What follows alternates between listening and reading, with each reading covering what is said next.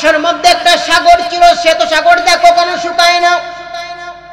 আল্লাহর রাসূল বিশ্বনবী রাহমাতুল লিল আলামিন দুনিয়ার মধ্যে আগমন করার আগ মুহূর্তের মধ্যে চিরদিনের জন্য সাগরটা শুকায়া যায়। এমন একটা আগুন ছিল পারস্যে, মুশরিকরা হাজার বছর ধরে মুশরিকরা এটার পূজা করে, আগুনের পূজা করে। 1000 বছর পর্যন্ত একটা সেকেন্ডের জন্য আগুন নিবে না। আল্লাহর রাসূল যখন দুনিয়ার মধ্যে আসবেন, এই আগুনটা চিরদিনের জন্য একেবারে পানির মতো লিমিয়া যায়। নবীজির মা হযরত আমিনা বলেন, দুনিয়ার মানুষরে, আমার সন্তান দুনিয়ার মধ্যে আসার আগে যখন আমার পেটের মধ্যে ছিলেন রে, আমাদের সমাজের মহিলাদের পেটের মধ্যে যখন সন্তান আসে তখন পেট ব্যথা, মাথা ব্যথা, গুড়ানি হয় কিনা হয় না? আরো জোরে কোন হয় কিনা হয় না? মাথা ঘুরানো হয়, মাঝে মধ্যে মাথা ঘুরায়, হুচট খেয়ে পড়িয়া যায়। আমি ডাক দিয়ে কোন আমার কোনোদিন শিরপিরা মাথা ব্যথা হয় না, আমার কোনোদিন কোমর ব্যথা হয় না, আমার কোনো বমির ভাব হয় না। আমার সন্তান আমার পেটে আছে কিনা নাই আমি না বুঝতে পারি না। আমাদের সমাজের মধ্যে আমার ভাইয়েরা কথা বলি না, 3 মাস পরে মহিলারা যখন প্রেগনেন্ট হয়, গর্ভবতী হয়, 1 মাস 2 মাস 3 মাস যাওয়ার পরে আস্তে আস্তে মহিলাদের পেটটা একটু বড় হয় কিনা হয় না? আরো জোরে কোন বড় হয় কিনা হয় না? রাহমাতুল লিল আলামিনের মা হযরত আমিনা বলেন, দুনিয়ার মানুষে, আমার পেটটা অল্প পরিমাণ, সামান্য কখনো বড় হয় না। আমাকে সুসংবাদ দেওয়া হইল, আমিনা তোমার গর্ভের মধ্যে যেই সন্তান সাধারণ কোন সন্তান না, তাকে আমি আল্লাহ রাব্বুল আলামিন সৃষ্টি না করলে আসমান জমিন পাহাড় পর্বত বন জঙ্গল কোন কায়নাত কিছু সৃষ্টি করতাম না। তাকে সৃষ্টি না করলে আদম থেকে ঈসা পর্যন্ত কোন পয়গম্বরকে সৃষ্টি করতাম না। ও আমিনা, তোমার সন্তান সাধারণ সন্তান নয়, দুনিয়ার মধ্যে আগমন করবে, তোমার সন্তানের নাম মুহাম্মদ রাখবে, যার নাম দুনিয়ার জমিনে হবে মুহাম্মদ আর আসমানের মধ্যে হবে আহমদ। খাজা আব্দুল মুত্তালিব আমিনাকে ডাক দিয়ে বলেন, আমিনা, আমি একজন বড় ব্যবসায়ী, কত বড় ব্যবসায়ী। আমি সিরিয়ার মধ্যে যাই, আমি কুফার মধ্যে যাই, আমি বসরার মধ্যে যাই, বিভিন্ন জায়গার মধ্যে গিয়ে আমি ব্যবসা করি। আমাকে মানুষ আতর হাদিয়া দেয়, আমি আতর কিনি, আমি আতর ব্যবহার করি। কিন্তু আমিনা, যেই দিন থেকে তোমার পেটের মধ্যে বাচ্চা সন্তান আমার নাতি, তখন থেকে এমন একটা আতরের ঘ্রাণ পাই, যেন এমন আতরের ঘ্রাণ আমি জিন্দেগিতে পাই না। আমিনা ডাক দেখে, ও আমার শ্বশুর আব্বা, আপনি এখন শুনছেন আমার রত্নমানিক বিশ্ব নবী মুহাম্মদুর রাসূলুল্লাহ সাল্লাল্লাহু আলাইহি সাল্লাম আমার পেটে যখন আসলো, তখন থেকে নিয়ে ভিতর থেকে মিশকে আম্বরের ঘ্রাণ বাহির হয়। শুধুমাত্র তাই না, আমি যদি তুতু নিক্ষেপ করি, আমি যদি, আমরা যাকে সিলেটি ভাষা কই সেপ পালাই, আমি যদি তুতু নিক্ষেপ করি, আমার তুতুর সাথে সাথেও মিশকে আম্বরের ঘ্রাণ বের হয়ে যায়।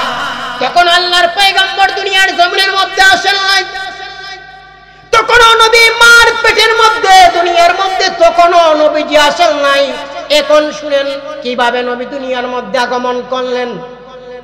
নবী যখন সুবহে সাদিকের সময় দুনিয়ার মধ্যে আগমন করলেন, নবীজির মা হযরত আমিনা সিরাতুন নবুয়্যার মধ্যে আল্লামা আবুল হাসান আলী নদভী রাহমাতুল্লাহি লেখেন, নবীজির মা ডাক দিয়া বললেন, দুনিয়ার মানুষ রে, আমার রত্নমানিক, আমার সন্তান মুহাম্মদ যখন দুনিয়ার মধ্যে আগমন করেন, তখন এমন একটা নূরের আলো বের হইল, যে নূরের আলোর কারণে শুধুমাত্র রে আমি আমিনার গণ নয়, শুধুমাত্র মক্কাতুল মুকাররমা নয়, শুধুমাত্র আরব দেশ নয়, আগে আরব দেশ সৌদির নাম হেজাজ ছিল, শুধুমাত্র হেজাজ সৌদি আরব নয়, এমন একটা আলো বের হইল, যে আলোর কারণে পৃথিবীর পূর্ব থেকে পশ্চিম, উত্তর থেকে দক্ষিণ পর্যন্ত সমস্ত পৃথিবী আলোকিত হয়ে যায়। এই জন্য আল্লাহর পয়গম্বর বিশ্ব নবী রাহমাতুল লিল আলামিন মক্কার কুরাইশ বংশের মধ্যে জন্মগ্রহণ করেছেন। আমার কথা বুঝেননি আপনারা? বুঝেন তো আপনারা ক্লিয়ার? কুরাইশ বংশ কি আমাদের বংশের চাইতে কম দামি বংশ? নাকি দামি বংশ? আমার কথা নয়, জিব্রাইলের কথা। আল্লামা মুফতি কিফায়াতুল্লাহ রাহমাতুল্লাহ কিতাবের মধ্যে লেখেন, জিব্রাইল আলাইহিস সালাতু ওয়াস সালাম বলেন, আমি জিব্রাইল পৃথিবীর পূর্ব থেকে পশ্চিম, উত্তর থেকে দক্ষিণ পর্যন্ত কতবার যে চক্কর দিলাম হিসাব নাই, কতবার যে পৃথিবী ভ্রমণ করলাম হিসাব নাই, কিন্তু কুরাইশ বংশের চাইতে কোন সম্মানী বংশ আমি জিব্রাইলের চোখের মধ্যে পড়ে না। আল্লাহর পয়গম্বর বিশ্ব নবী রাহমাতুল লিল আলামিন যখন দুনিয়ার জমিনের মধ্যে আগমন করেন, তখন হযরতে আমেনা ডাক দিয়ে বলেন, আমার মায়েরা। আমেনা বলেন, আমার পাশে ছিলেন আমার বাদী উম্মে আইমন, আবু লাহাবের দাসী সুয়াইবা। হঠাৎ করে আমার ঘুম এসে গেল, আমি স্বপ্নের মধ্যে দেখতে পাইলাম 4 জন জান্নাতি রমণী আল্লাহ আমার ঘরের মধ্যে পাঠাইয়া দিয়েছেন। আমি প্রশ্ন করলাম, তোমরা কে গো আমার ঘরের মধ্যে আসলাই? একজন ডাক দিয়ে বললেন, আমি আদম আলাইহিস সালামের স্ত্রী হযরতে হাওয়া। আরেকজন বললেন, আমি ঈসা আলাইহিস সালামের মা হযরতে মারইয়াম আলাইহিস সালাম। আরেকজন বললেন, ফেরাউনের স্ত্রী হযরতে আসিয়া। আরেকজন বললেন, আমি মুসা আলাইহিস সালামের বোন ফাতেমা। কেন আসছো? কেন আসছি জানো না? এই মুহূর্তের মধ্যে তোমার ঘর থেকে, তোমার পেট থেকে দুনিয়ার জমিনে রাহমাতুল লিল আলামিন আসবেন। আমাদেরকে মহান আল্লাহ জান্নাত থেকে দাত্রী হিসাবে তোমার ঘরে পাঠাইয়া দিয়েছে। হযরত আমিনা বলে, আমি চোখটা মাত্র খুললাম, চোখ খোলার সঙ্গে সঙ্গে আমি দেখি রাহমাতুল লিল আলামিন নার কাটা অবস্থায়। আমাদের সমাজের মধ্যে বাচ্চা কইলে নার কাটতে হয় না, কাটা থাকে। কথা বুঝেননি আপনারা? কাটতে হয়। সাউন্ডটা আগের মতো দেন, গলায় ধরে কেন আগের মতো দেন? নারটা কাটতে হয়। কিন্তু আমেনা বলেন, আমার সন্তান আমি দেখতে পাইলাম নার কাটা অবস্থায় দুনিয়ার মধ্যে আসিয়া আকাশের দিকে তাকাইয়া আমার সন্তান মহান মালিকের শুকর আদায় করতে আছে। আমার সন্তানের হাতটা উদ্যাস্থানের মধ্যে ছিল। আমি যখন হাতটা টান দিয়া সরাইতে চাইলাম, কিন্তু হাত সরাইলে চিৎকার করে দেয়, কিন্তু সরায় না। আমি আবার যখন টান দেই, চিৎকার করে দেয়, তখন আমি বুঝতে পারলাম রাহমাতুল লিল আলামিন এই অল্প বয়সেও তার লজ্জাস্থান দুনিয়ার কোনো মানুষকে দেখাবে না। আমি উম্মে আইমনকে ডাক দিয়ে বললাম, তাড়াতাড়ি একটু কাপড় আনো, আমার পুরান কাপড় ছিঁড়ে নিয়ে আসো। কাপড় আনো ডাকলাম। যেই মাত্র ডাকলাম, ডাকার সঙ্গে সঙ্গে রাহমাতুল লিল আলামিনের হাত মুবারক উনার লজ্জাস্থান থেকে অটোমেটিক বের হইয়া যায়। আমার বন্ধুরা গো, শুধুমাত্র তাই না, এই মুহূর্তের মধ্যে হযরতে আমেনা বলেন, আগে তো এরকম বিল্ডিং ছিল না, আমাদের যেরকম বিল্ডিং ছিল না। হযরতে আমেনা বলেন, সুবে সাদিকের সময় জন্মগ্রহণ করছেন। চাঁদ তো কোনো দিন 8টা-9টা পর্যন্ত চাঁদ আকাশে থাকে কিনা? ফজরের আগ মুহূর্তে তো অবশ্যই থাকে। ফজরের আগ মুহূর্তে, এই মুহূর্তের মধ্যে আমি দেখি 4টা এখনো আকাশের মধ্যে আছে। আমি চাঁদের দিকে তাকাইলাম, আমার সন্তানের চেহারার দিকে তাকাইলাম, চাঁদের দিকে তাকাইলাম, আমার সন্তানের চেহারার দিকে তাকাইলাম, আরেকবার চাঁদের দিকে তাকাইলাম, আবার আমার সন্তানের দিকে চেহারার দিকে তাকাইলাম। সিরাতের কিতাবের মধ্যে লেখেন, আমেনা কসম দিয়া কয়, দুনিয়ার মানুষরে আমার সন্তানের চেহারা আকাশের চাঁদের চেয়েও সুন্দর। এই মুহূর্তের মধ্যে আমার ভাইরা, নবীজির দাদা খাজা আব্দুল মুত্তালিব তোয়াফ করা অবস্থায় ছিলেন। এর আগে কিন্তু আরেকটা খবরটা হইল যে আবু লাহাবের দাসী সুয়াইবা দৌড় দিছে। কোথায় যাইবে? কয় আমার মালিকটাকে খবর দিয়ে আসি। আবু লাহাবের দাসী সুয়াইবা আবু লাহাবকে খবর দিবে। নবীজির বাপ চাচা ছিলেন 10 জন। কয়জন ছিলেন? ফুফু ছিলেন 6 জন। কজন ছিলেন? বাপ চাচা ছিলেন হারিস, জুবাইর, হাজল, দিদার, মুকাইম, আবু লাহাব, আব্বাস, হামজা, আবু তালিব, আব্দুল্লাহ। ফুফু ছিলেন 6 জন। উমাইয়া, উম্মে হাকিম, বাররা, আতিকা, সুফিয়া, রোয়া। 6 জন ছিলেন ফুফু, চাচা ছিলেন 10 জন। এর মধ্যে আবু লাহাব একজন ছিলেন। নবীজিকে তো নবুয়ত প্রাপ্তের আগে সকলেই আলামিন মহব্বত করতেন। আবু লাহাবের দাসী সুয়াইবা দৌড় দিল, কয় তার চাচাকে গিয়ে দাওয়াত দিয়ে আসি, খবরটা দিয়ে আসি। এই মুহূর্তের মধ্যে দৌড় দিল, দৌড় দিয়ে গিয়ে ডাক দিয়ে কয়, ও আমার মালিক, ও আমার মুনিব, তোমার যে ভাই দুনিয়ার মধ্যে নাই, তোমার ভাই আব্দুল্লাহর সন্তান হইছে, ছেলে সন্তান মুহাম্মদ দুনিয়ার মধ্যে আসছে। আবু লাহাব এত খুশি হইছে, এত খুশি হইছে, নবীর জন্মে খুশি হইয়া আবু লাহাবের দাসী সুয়াইবাকে খবর দিছে। খবর দেওয়ার সঙ্গে সঙ্গে 2 আঙ্গুলের ইশারার দ্বারা সুয়াইবাকে আজাদ করিয়া দে। এই দিক দিয়ে নবীর দাদা খাজা আব্দুল মুত্তালিব তোয়াফ করা অবস্থায় ছিলেন।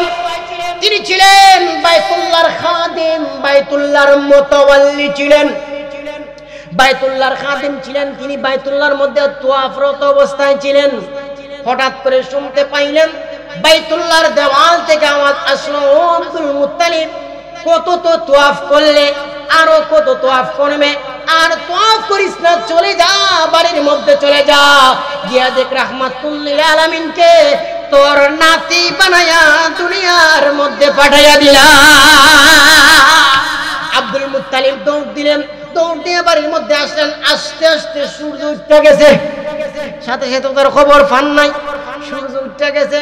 এই মুহূর্তের মধ্যে আমেনাকে বললেন, ও আমেনা, দাও আমার নাতিকে আমার কুলে দাও, আমার নাতিকে আমার কুলে দাও। নাতিকে কুলের মধ্যে দিলেন, রোদের মধ্যে গেলেন, রোদের মধ্যে বসছেন। হঠাৎ করে রোদের মধ্যে বসে অনেক অনেক অলৌকিক ঘটনা সব বলা সম্ভব না। হঠাৎ করে আমিনাকে ডাক দিয়ে কোন, আমিনা, তুমি একটু এদিকে আসো রে, তুমি একটু এদিকে আসো। কয়, কেন আসবো শ্বশুর আব্বা, কেন আসবো? কয়, তাড়াতাড়ি আসো, কত ঘটনা ঘটতেছে, তাড়াতাড়ি আসো। কয়, কি ঘটনা? কয়, তাকায়া দেখো, আমি আমার নাতিকে নিয়ে রোদের মধ্যে বসলাম, আমার মুখে টিকি রোদ লাগে, কিন্তু আমার নাতির মুখে তো রোদ লাগে না। আকাশের একটা আবর মালা আমার নাতিকে ছায়া দিতে শুরু করেছে। এই জন্য আমার ভাই বন্ধুরা, রাহমাতুল লিল আলামিন তখনও কিন্তু নবীর মা দুনিয়ার মধ্যে আছেন। আমার ভাই বন্ধুরা, এখন আসুন, আল্লাহর পয়গম্বর বিশ্বনবী মুহাম্মদুর রাসূলুল্লাহ সাল্লাল্লাহু আলাইহি সাল্লাম দুনিয়ার মধ্যে আসলেন। এখন দুধ পানের দরকার আছে কিনা নাই? না, দুধ পান ছাড়া হইব? নবীজি বিশ্বনবী মুহাম্মদুর রাসূলুল্লাহ সাল্লাল্লাহু আলাইহি সাল্লাম দুধ পান করা সম্পর্কে সিরাতের কিতাবের মধ্যে লেখেন যে, সিরাতের কিতাবের মধ্যে উল্লেখ করা হয়েছে যে কুরাইশ মানুষেরা তারা টাকা পয়সার বিনিময়ে দুধ পান করায়।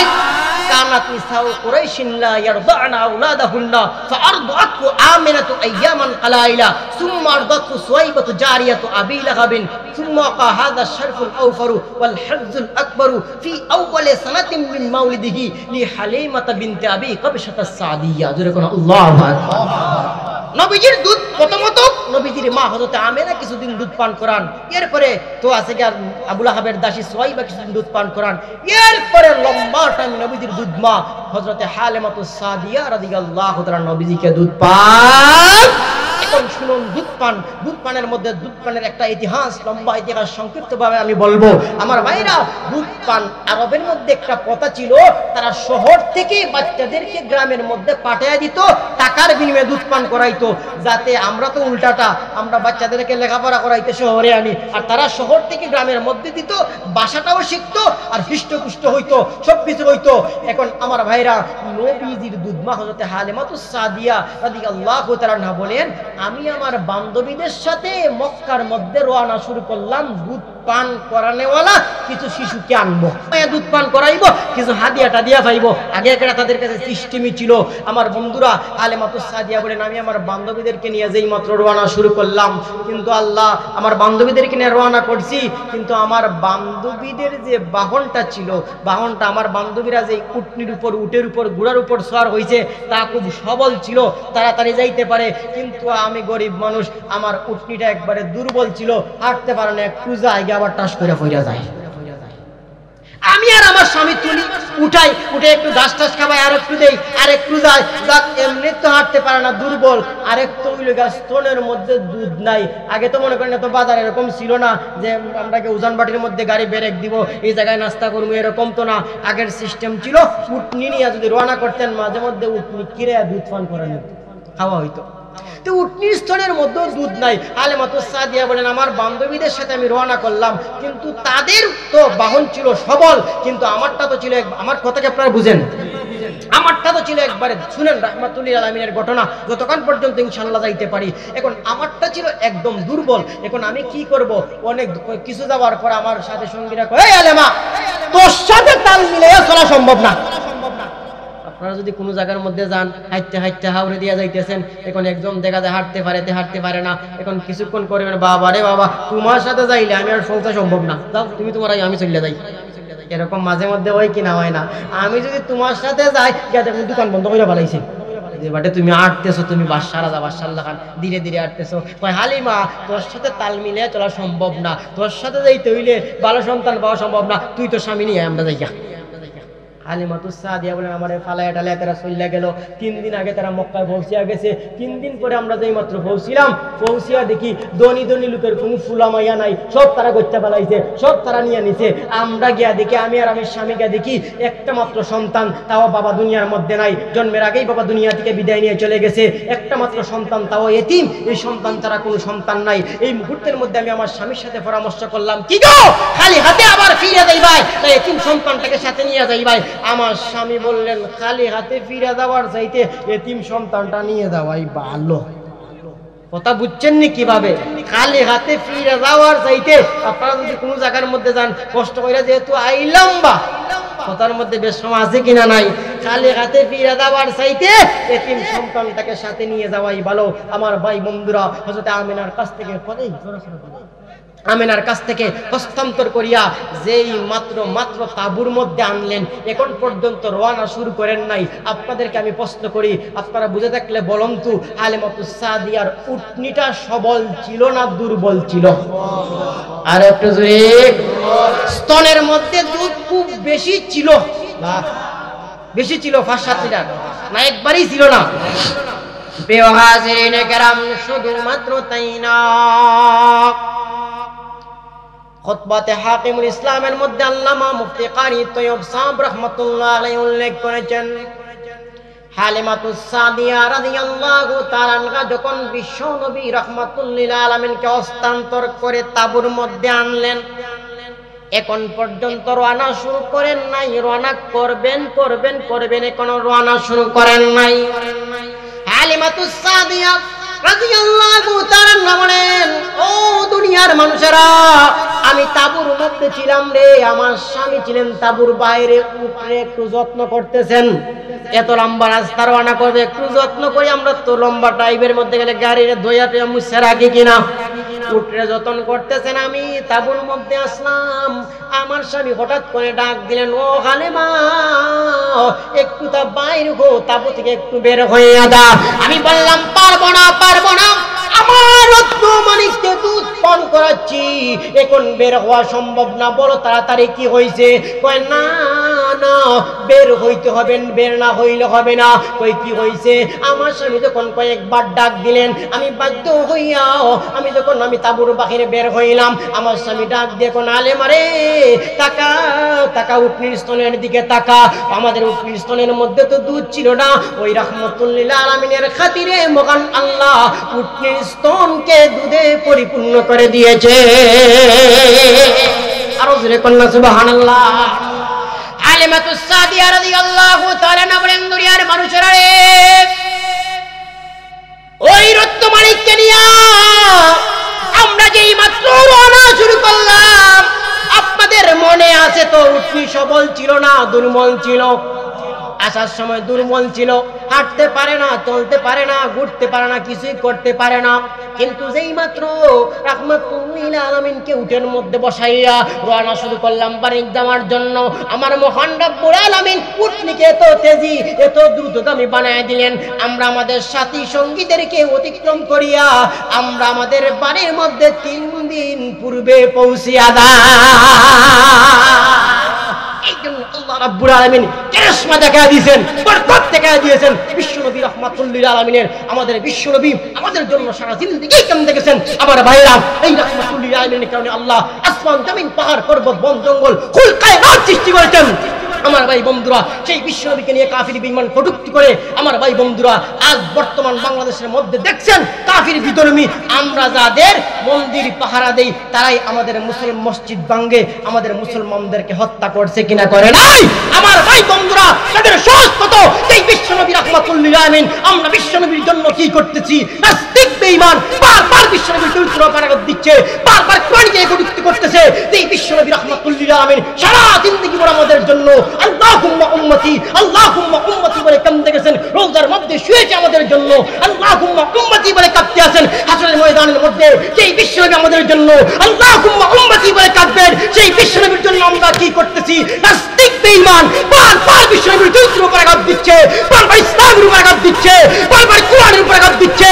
আমার সুনামগঞ্জের বন্ধুরা, আপনাদেরকে জিজ্ঞাসা করতে চাই, আর যদি কোরআনের উপর কোনো আঘাত আসে, ইসলামের উপর কোনো আঘাত আসে, মুসলমানের উপর কোনো আঘাত আসে, খ্রিস্ট নবীকে কটূক্তি করে নাস্তিক বেঈমান কথা বলে, তোমার জীবনের শেষ বিন্দু রক্ত দিয়ে নিঃশ্বাস পর্যন্ত রাজপথে প্রতিবাদ করতে কারা কে হাত দেখায় দেয়?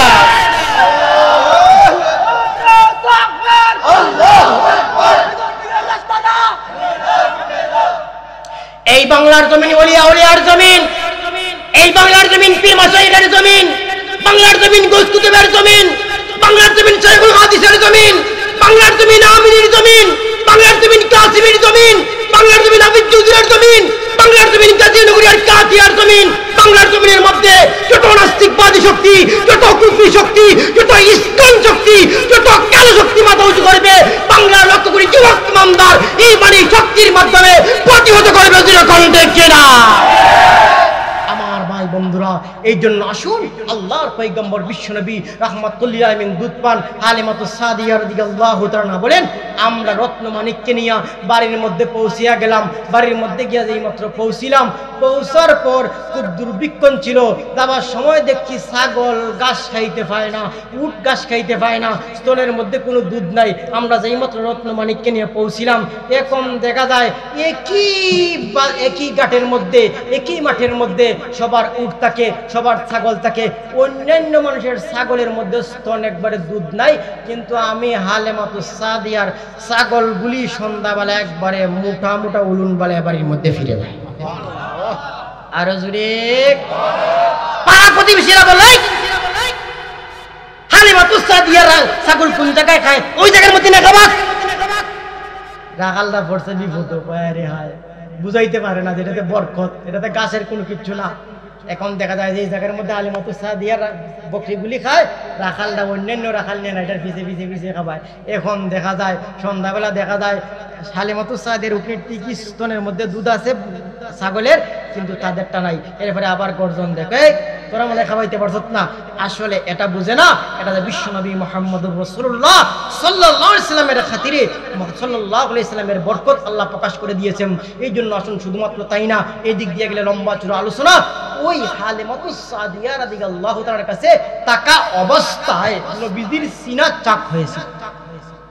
সিনা চাক আল্লাহ রাব্বুল আলামিন 30 নম্বর পারার সূরাতুল ইনশিরাহের মধ্যে আলোচনা করেছেন, আলাম নাশরাহ লাকা সাদরাক ওয়া ওয়াদা'না আনকা উযরাক আল্লাযী আনকাযা যাহরাক। কোন সময় আল্লাহ সময় দিলে আলাদাভাবে একদিন শুধু সিনা চাকের আলোচনা করব। আল্লাহ রাসূলের মুঠ ইখতিলাফ সমিত ইখতিলাফ আছে।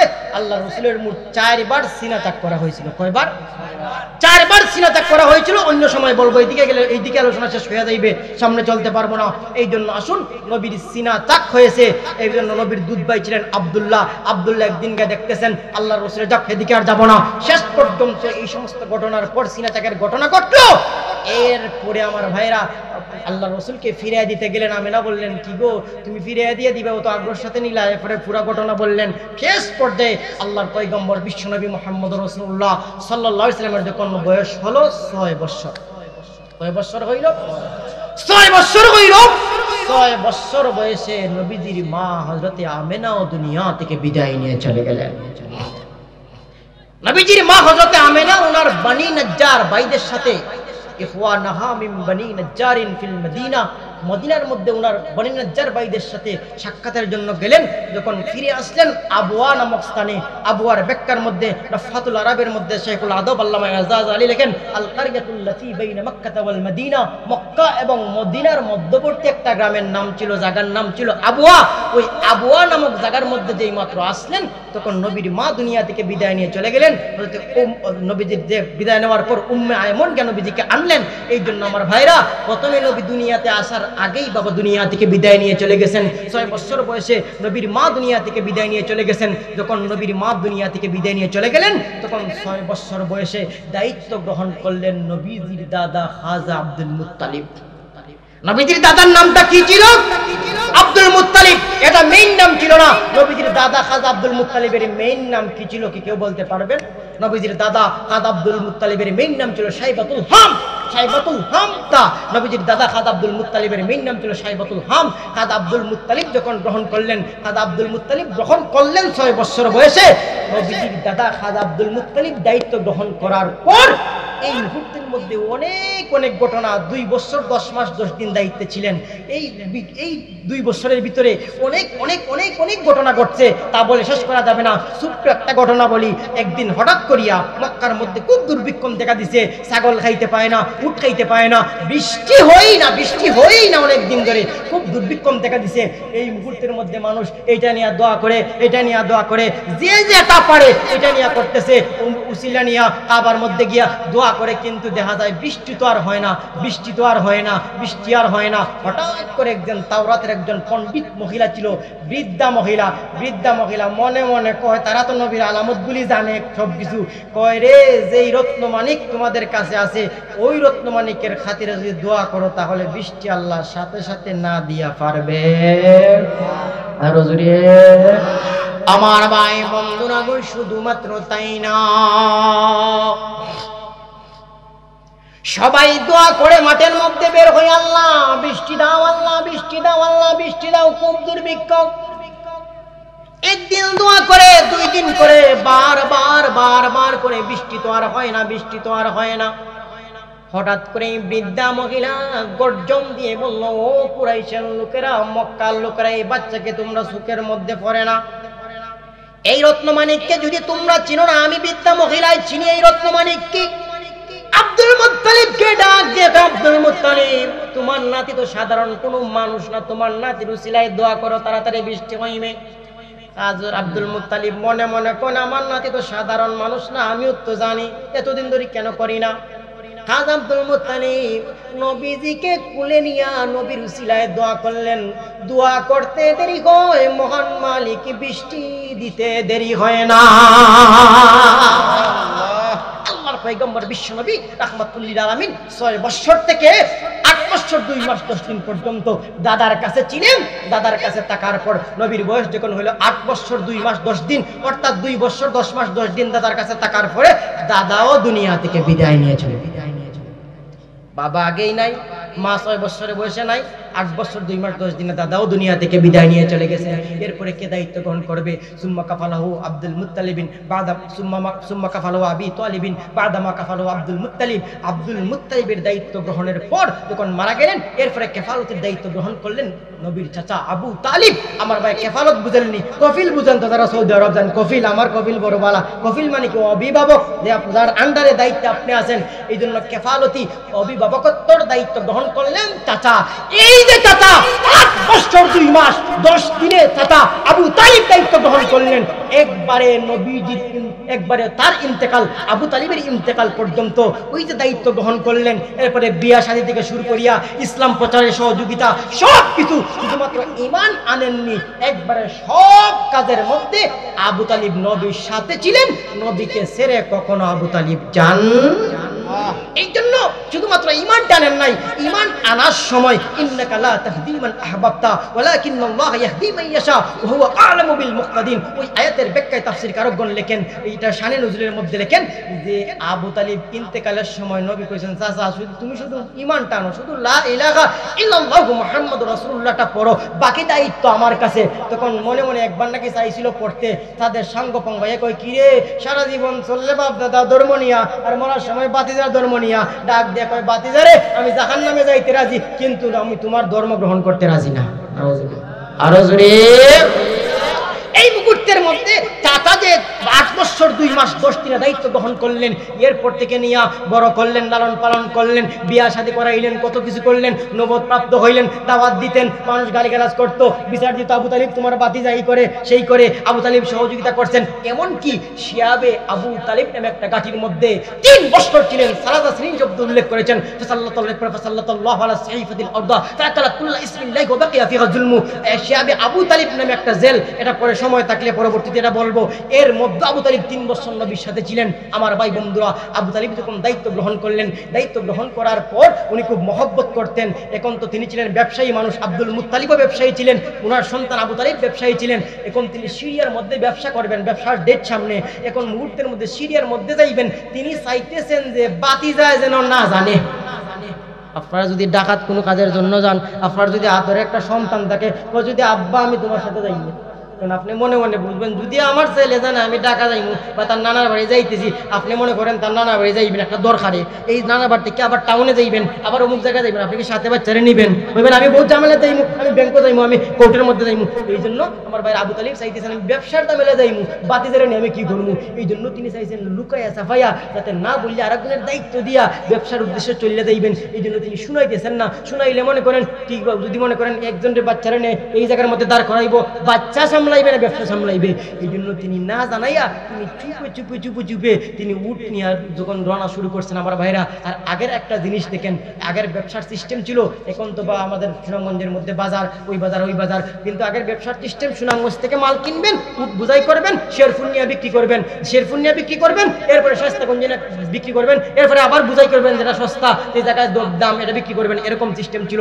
আবু তালিব যেই মাত্র রওনা শুরু করছেন, মুহাম্মদুর রাসূলুল্লাহ সাল্লাল্লাহু আলাইহি ওয়াসাল্লাম কোন জায়গা থেকে শুনছেন, শোনার পর দৌড়িয়ে আইছেন। আয়া সিয়াতে কিতাবের মধ্যে লেখেন ফাআখাযা জামামা নাকাতিহি, জামাম মানে হলো উটের লাগামকে জামাম বলা হয়। ফাআখাযা আল আখযু পাকড়না লেনা মানে জাপ্পা দিয়া ধরলেন। ফাআখাযা জামামা নাকাতিহি, নাকাতুন মানে উটনি, উটনির লাগামের মধ্যে ধরলেন। ইয়া আম্মি লা আবালি, হে আমার চাচা, আমার মা নাই, আমার বাবা নাই, আপনি আমারে কার আশ্রয়ে রাখতে যাইতেছেন? আল্লাহু আকবার বলেন না। এই মুহূর্তের মধ্যে আপনি কার আশ্রয় রেখে যাইতেছেন? ফারাক্কা আবু তালিব, আবু তালিবের দয়া মায়া আসা গেল। আবু তালিব কয় না না না, যতই কষ্ট হোক আর যতই রিস্ক হোক না কেন, আমি আমার বাতিজারে মক্কায় রাখিয়া যাব। আমার ভাই মন্দনা গই শুধুমাত্র তাই না, আবু তালিব নবীকে বসাইলেন, বসাইয়া সিরিয়ার উদ্দেশ্যে খুব মনোযোগ দিয়া শুনবেন ঘটনাগুলি। যেই মাত্র সিরিয়ার উদ্দেশ্যে রাত যাত্রা শুরু করলেন, অন্য সময় ব্যবসায় গেলে মাসের পর মাস, কিন্তু এই সময় কয়েক দিনে ব্যবসা করিয়া তাড়াতাড়ি বড় লাভবান হইয়া মক্কায় ফিরে গেছেন। সুবহানাল্লাহ, কোন যাইতো না, না না কোন যাইতো না, মক্কার মধ্যে পৌঁছিয়া গেছেন। মানুষেরা ডাক দিয়ে কই কি আবু তালিব এত তাড়াতাড়ি ব্যবসা করে ফিরলে লাভ টাভ মনে কিছু হয় না? কই লাভ হইতো না কেন? এমন লাভ আমার জিন্দগিতে হয় না। এত অল্প দিনে ব্যবসা করলে কি হইলো বুঝলাম না, মন ফুর্তি ফুর্তি লাগে, কেন লাগিয়া বাতিজার লাগে সমস্যা হয়েছে নাকি? কয় না না না, বাতিজার কারণেই ব্যবসা হয়েছে, বাতিজার কারণেই লাভবান হয়েছি। কথা বললেন না? আর এমন এমন কিছু ঘটনাও দেখছি, এই ঘটনার কারণে আমি বুঝলাম আমার বাতিজা কোন সাধারণ মানুষ না। ডাক দিয়ে কই তোমার বাতিজার কি কি ঘটনা বলে? কই সব বলা যাবে না, আমিও সব বলতে পারবো না, সময় কম, তবে 2-3টা কথা আমি বলি। আবু তালিব ডাক দিয়ে বললেন, দুনিয়ার মানুষ রে, আমার বাতিজা সাধারণ কোনো মানুষ না, শুনো তাহলে কিছু ঘটনা।